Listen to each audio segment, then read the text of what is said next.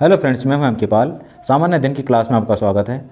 इस वीडियो में हमने 51 अति महत्वपूर्ण क्वेश्चन का चयन किया है और ये क्वेश्चंस इस प्रकार के हैं कि आगामी सभी परीक्षाओं में जिसमें सामान्य अध्ययन से संबंधित क्वेश्चंस पूछे जाएंगे, उन परीक्षाओं में आवश्यक रूप से आपको मिलेंगे। फ्रेंड्स, इस वीडियो में आप अंत तक जुड़े रहिए और वीडियो का आप इसमें हमारे साथ में क्वेश्चंस का अध्ययन कीजिए। फ्रेंड्स, हम प्रारंभ करते हैं। हमारा पहला क्वेश्चन है, महमूद गजनी के साथ भारत आने वाला प्रसिद्ध इतिहासकार कौन था? तो यह था अल-बरूनी। नेक्स्ट है, पुराणों का अध्ययन करने वाला मुस्लिम विद्वान कौन था? तो पुराणों का अध्ययन करने वाला मुस्लिम विद्वान यहाँ पर अल-बरूनी था।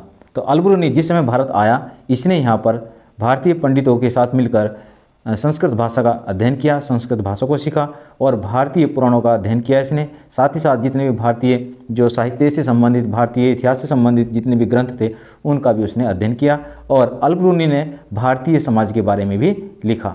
नेक्स्ट, मोहम्मद गोरी को सर्वप्रथम किस राजा ने पराजित किया था? तो मोहम्मद गोरी को सबसे पहले भीम द्वितीय ने पराजित किया था। भीम द्वितीय का नाम मूलराज द्वितीय था।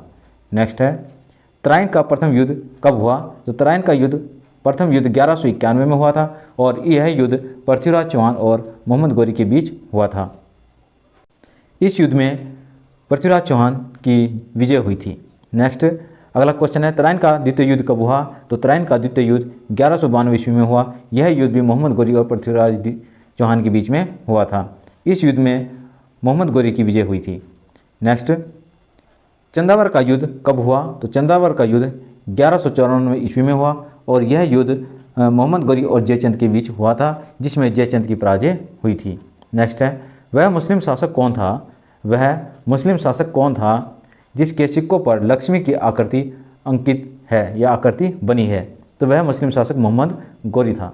जिस समय मोहम्मद गोरी भारत में आया तो उसने भारतीय राज्यों पर विजय प्राप्त की और यहाँ से उसने बहुत सारा धन लूटा, जिसमें अनेक राज्यों के सिक्के भी थे और उन सिक्कों पर यहाँ पर भारतीय देवी देवताओं के चिन्ह, आकृतियाँ बनी हुई होती थी। उन सिक्कों को ही उसने अपनी मुद्रा के रूप में अपना लिया था। इस प्रकार से कहा जाता है कि मोहम्मद गोरी के सिक्कों पर लक्ष्मी की आकृति बनी थी। नेक्स्ट, भारत में मोहम्मद गोरी ने किसे अख्ता प्रदान किया था? अख्ता मतलब किसने उसको सत्ता दी थी, अपना जो उत्तराधिकारी किसको नियुक्त किया गया था? तो यहाँ पर जब मोहम्मद गोरी भारत में आया तो उसने अपनी जो सत्ता थी वह कुतुबुद्दीन ऐबक को उसने सौंप दी थी, यानी कि कुतुबुद्दीन को अपना उत्तराधिकारी बनाया था उसने और यहाँ के राज्यों को उसने कुतुबुद्दीन ऐबक को दे दिया था। कुतुबुद्दीन ऐबक ने कभी भी अपने टाइम पर सुल्तान की उपाधि धारण नहीं की। नेक्स्ट, गुलाम वंश का संस्थापक कौन था? तो गुलाम वंश का संस्थापक कुतुबुद्दीन ऐबक था। यहाँ पर कुतुबुद्दीन ऐबक ने 1206 में दिल्ली सल्तनत की स्थापना की थी और यहीं पर दिल्ली सल्तनत स्थापित हुई थी 1206 में। नेक्स्ट, दिल्ली सल्तनत का शासक जो लाख बख्श के नाम से जाना जाता है, दिल्ली सल्तनत का कौन शासक था जो लाख बख्श के नाम से जाना जाता है? तो वह भी कुतुबुद्दीन ऐबक था। तो कुतुबुद्दीन ऐबक कभी सुल्तान नहीं बना, उसने सुल्तान की उपाधि धारण नहीं की। ठीक है जी, सुल्तान की उपाधि यहाँ पर कुतुबुद्दीन के बाद जो इल्तुतमिश शासक बनता है वह ग्रहण करता है। नेक्स्ट, अब हम प्रारंभ करते हैं राज्य व्यवस्था। राज्य व्यवस्था, भारत के संविधान में उद्देशिका का विचार कहाँ से आया है, कहाँ से लिया गया? तो ये लिया गया USA, United state of America से लिया गया। यूनाइटेड स्टेट ऑफ अमेरिका के संविधान से यह विचारधारा ली गई है। नेक्स्ट, भारत की संघात्मक व्यवस्था कहाँ से ली गई है? तो भारत के संविधान में जो संघात्मक व्यवस्था को जो अपनाया गया है वह कनाडा से अपनाया गया है। नेक्स्ट है, भारत में न्यायिक पुनर्निरीक्षण की संकल्पना कहाँ से ली गई है? तो ये ली गई संयुक्त राज्य अमेरिका से ली गई है। नेक्स्ट है, भारत के संविधान में सम्मिलित समवर्ती सूची कहाँ से ली गई है? समवर्ती सूची का कहाँ से प्राप्त की है, कहाँ के संविधान से लिया गया है ये? तो ये लिया गया ऑस्ट्रेलिया से लिया गया है। इस प्रकार के क्वेश्चन फ्रेंड्स बहुत पूछे जाते हैं। और नेक्स्ट, भारतीय संविधान में राज्य के नीति निर्देशक तत्वों की संकल्पना कहाँ से ली गई है? तो ये ली गई आयरलैंड के संविधान से ली गई है, क्योंकि जिस समय हमारा संविधान बन रहा था तो वहाँ पर हमने इसी के साथ साथ अन्य जो संविधान थे, विश्व के अन्य जो देश थे, महत्वपूर्ण देश थे, उनके संविधानों का भी अध्ययन किया और उन संविधानों से जो चीज़ें हम अपने भारतीय परिवेश के अकॉर्डिंग उसके अनुसार जो ग्रहण कर सकते थे उन विचारों को, उन सिद्धांतों को भारतीय संविधान में संग्रहण किया, उनको लिया गया है। नेक्स्ट, मूल अधिकार कहाँ से लिए गए? तो मूल अधिकार जो है वो यूएसए के संविधान से लिए गए हैं। एक संकल्पना ली गई है कि वो संकल्पना किस प्रकार से यहाँ पर हो सकती है। नेक्स्ट, आपातकाल के समय मूल अधिकारों का स्थगन कहाँ से संबंधित है? जब आपातकाल हो जाता है तो मूल अधिकारों को स्थगित कर दिया जाता है, तो यह विचारधारा ली है जर्मनी के वीमर संविधान से।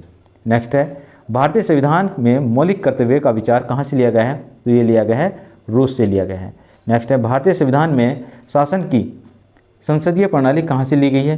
तो शासन की संसदीय प्रणाली यूएसए से ली गई है, यूके से ली गई, ग्रेट ब्रिटेन से ली गई है। यह प्रणाली ब्रिटेन से ली गई। एक बार फिर सुनते हैं, भारतीय संविधान में शासन की संसदीय शासन प्रणाली, जो संसदीय प्रणाली है वह कहाँ से ली गई है? तो वह ब्रिटेन से ली गई है। नेक्स्ट, पहला पूर्ण रूप से लिखित संविधान कौन सा है? पहला पूर्ण रूप से लिखित संविधान कौन से देश का है? तो यह अमेरिका का है। नेक्स्ट, अब हम भूगोल की बात करते हैं, भूगोल की ओर चलते हैं। भारत का सबसे प्राचीन पर्वत श्रृंखला कौन सी है? तो भारत की सबसे प्राचीन पर्वत श्रृंखला अमरावती है। नेक्स्ट, अरावली है, तो यह है अरावली, अरावली पर्वत श्रेणियाँ हैं। भारत की सबसे प्राचीन पर्वत श्रेणी अरावली हैं, अरावली।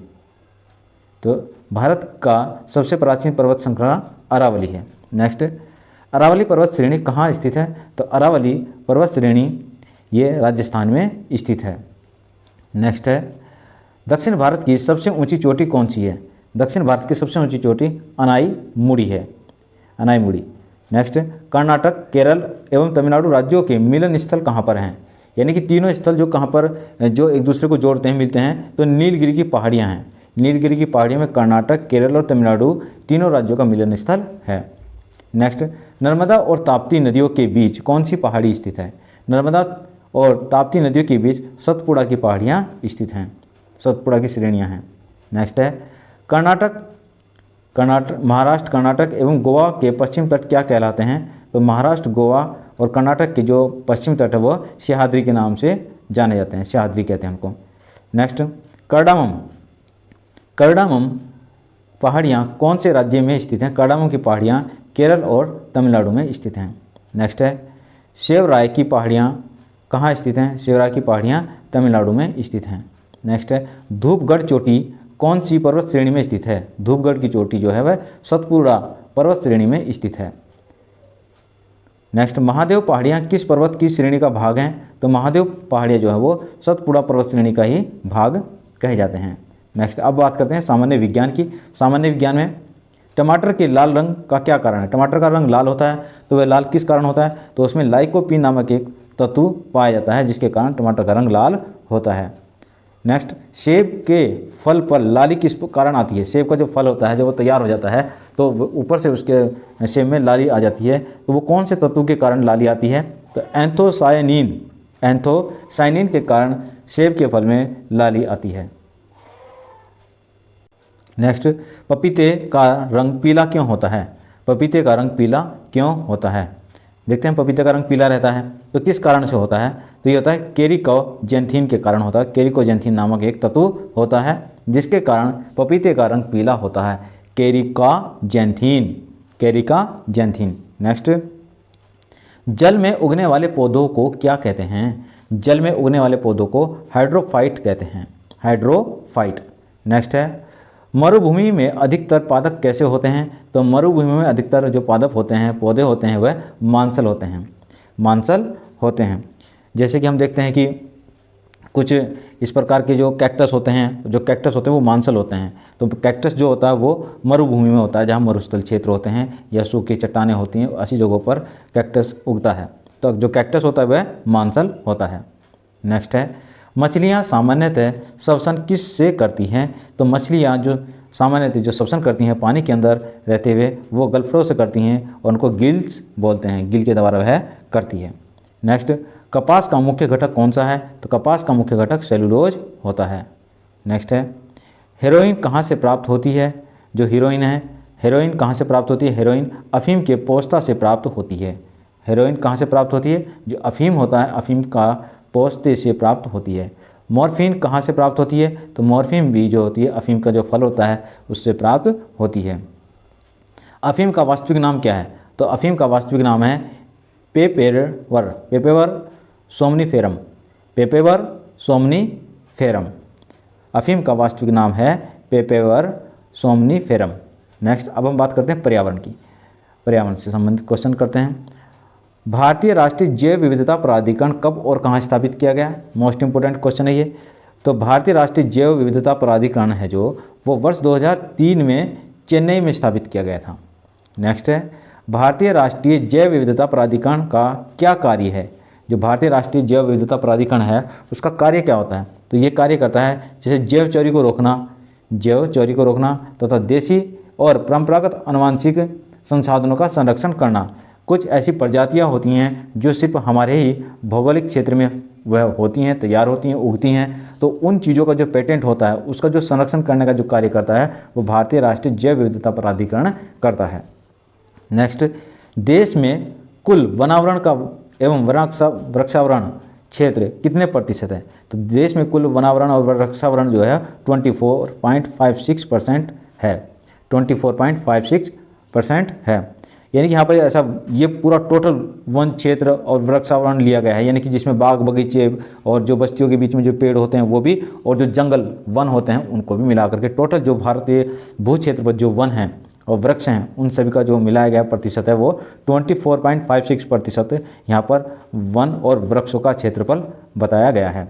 नेक्स्ट है, देश में कुल वनावरण प्रतिशत कितना है जो कि जंगलों के रूप में देखा गया है जिसको, तो 21.67% है। 21.67% वनावरण प्रतिशत है यहाँ पर। नेक्स्ट, क्षेत्रफल की दृष्टि से सबसे अधिक वनावरण वाला राज्य कौन सा है? तो क्षेत्रफल की दृष्टि, अगर आकार क्षेत्रफल की दृष्टि से देखें तो सबसे अधिक जो वनावरण राज्य है वन क्षेत्र है वो मध्य प्रदेश में है। प्रतिशत की दृष्टि से सबसे अधिक वनावरण वाला राज्य कौन सा है? और यहाँ देखो, ये था क्षेत्रफल की दृष्टि से तो मध्य प्रदेश था, लेकिन प्रतिशत की दृष्टि से देखें तो मिजोरम सबसे अधिक वनावरण मिजोरम के अंदर है। प्रतिशत की दृष्टि से सबसे अधिक वनावरण वाला राज्य मिजोरम है और यहाँ पर 85.41% जो है वनावरण मिजोरम के अंदर है। नेक्स्ट है, क्षेत्रफल की दृष्टि से सबसे न्यून यानी कि कम वनावरण वाला राज्य कौन सा है? तो हरियाणा है। हरियाणा में सबसे कम वन है। क्षेत्रफल की दृष्टि से सर्वाधिक वृक्षावरण वाला राज्य, क्षेत्रफल की दृष्टि से सर्वाधिक वृक्षावरण वाला राज्य महाराष्ट्र है। वृक्षावरण वाला यानी कि जो वनों से अलग, वनों के अतिरिक्त जो वृक्षावरण जो क्षेत्र है वो महाराष्ट्र में है। नेक्स्ट है, प्रतिशत की दृष्टि से सर्वाधिक वृक्षावरण वाला राज्य कौन सा है? तो वह केरल है, केरल। नेक्स्ट, क्षेत्रफल की दृष्टि से सर्वाधिक वनावरण वाला संघीय राज्य, यहाँ बात कर रहे हैं हम संघीय राज्य की, यूनियन टेरिटरी की बात कर रहे हैं, तो किस यूनियन टेरिटरी में सर्वाधिक वनावरण वाला क्षेत्र है? तो ये जम्मू कश्मीर में क्षेत्रफल की दृष्टि से। यदि बात करते हैं प्रतिशत की दृष्टि से, तो प्रतिशत की दृष्टि से सबसे अधिक वनावरण वाला संघीय राज्य यहाँ पर यह होता है लक्षद्वीप। लक्षद्वीप संघीय राज्य है, लक्षद्वीप सब में सबसे अधिक वनावरण है संघीय राज्य में प्रतिशत की दृष्टि से।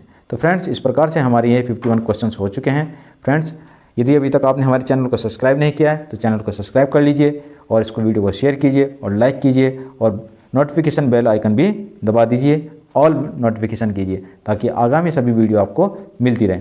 फ्रेंड्स, इसी प्रकार से आप हमारे साथ जुड़े रहिए और हमारी वीडियो का अध्ययन करते रहिए। आगे भी हम आपके लिए इस प्रकार की ज्ञानवर्धक वीडियो देते रहेंगे। इस प्रकार के क्वेश्चन सभी प्रतियोगी परीक्षाओं में पूछे जाते रहे हैं। फ्रेंड्स, ये वीडियो आपके लिए बहुत ही उपयोगी रहेगी। धन्यवाद।